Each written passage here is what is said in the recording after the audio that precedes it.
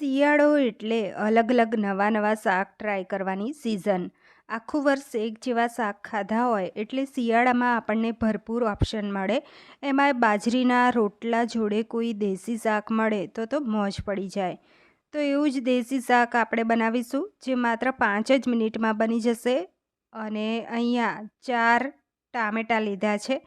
તો આ રીતે કાચા ટામેટાં લેવા, જે લીલા ટામેટાં આવે છે આ રીતના એ લેવા. તો એને પાણીથી વોશ કરી અને મીડિયમ ટુકડા કરી લઈશું.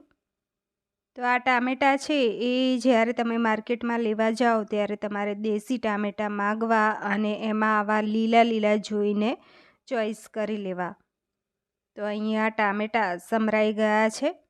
હવે અહીંયા 2 નાની સાઈઝની ડુંગળી લીધી છે, એને છોલી અને કટ કરી લીધી છે. ગેસ ઓન કરી કડાઈની અંદર 2 ટીપડી તેલ ગરમ કરવા મૂકીએ. તેલ ગરમ થાય એટલે એની અંદર 1 ટીસ્પૂન રાઈ, અડધી ટીસ્પૂન આખું જીરું અને 2 ચપટી હિંગ નાખીશું. તો રાઈ જીરું તતડે એટલે એની અંદર અહીંયા લસણ અને લીલા મરચાંની પેસ્ટ 1 ટેબલસ્પૂન એડ કરીશું. તો 4 કળી લસણ અને 1 લીલું મરચું ખલમાં વાટીને જ લીધું છે. સાંતળી લઈશું ધીમા તાપે. હવે તરત જ ડુંગળી સમારેલી એડ કરી લેવાની છે. તો આ ડુંગળી એડ કરી અને એને સાંતળી લેવાની છે ધીમા તાપે. તો આ શાક છે એ તમે ટિફિનમાં પણ પેક કરીને આપી શકો છો. તો અહીંયા ડુંગળી સંતળાઈ ગઈ છે ધીમા તાપે, એકદમ સરસ સંતળાઈ ગઈ છે. એમાંથી તેલ છૂટું પડવા માંડ્યું હવે, અને એનો કલર પણ ચેન્જ થઈ ગયો. તેની અંદર મસાલા કરી લઈએ. અડધી ટીસ્પૂન લાલ મરચું પાવડર, અડધી ટીસ્પૂન હળદર એડ કરીશું, 2 ટીસ્પૂન ધાણા જીરું પાવડર. હવે અત્યારે મીઠું નથી એડ કરવાનું, મિક્સ કરી લઈએ. મિક્સ કરી અને આપણે સમારેલા ટામેટાં એડ કરી લઈશું. તો એડ થઈ ગયા, એને સાંતળી લેવાનું છે.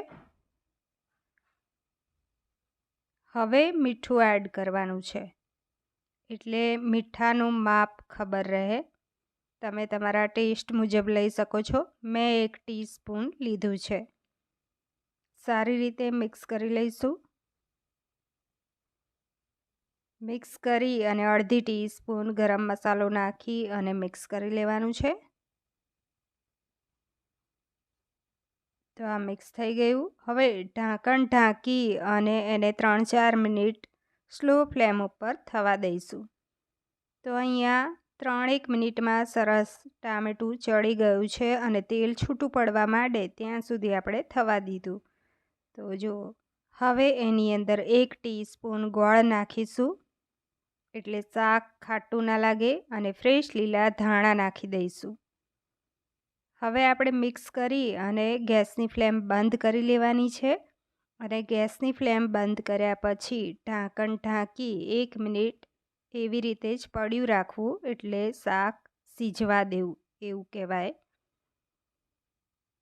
તો અહીંયા ઢાંકણ ઢાંકી દઈશું, ગેસની ફ્લેમ બંધ કરી લેવાની. તો 1 મિનિટ આ શાકને સિજવા દેવું, એટલે શાક ટેસ્ટી બને. તો શાક અહીંયા તૈયાર થઈ ગયું છે, એને સર્વ કરી લઈએ. અને એને મેં રોટલા સાથે સર્વ કર્યું છે. એકદમ હેલ્ધી એવું કાચા ટામેટાનું શાક તૈયાર છે. લાઈક, શેર, સબસ્ક્રાઈબ જરૂર કરજો.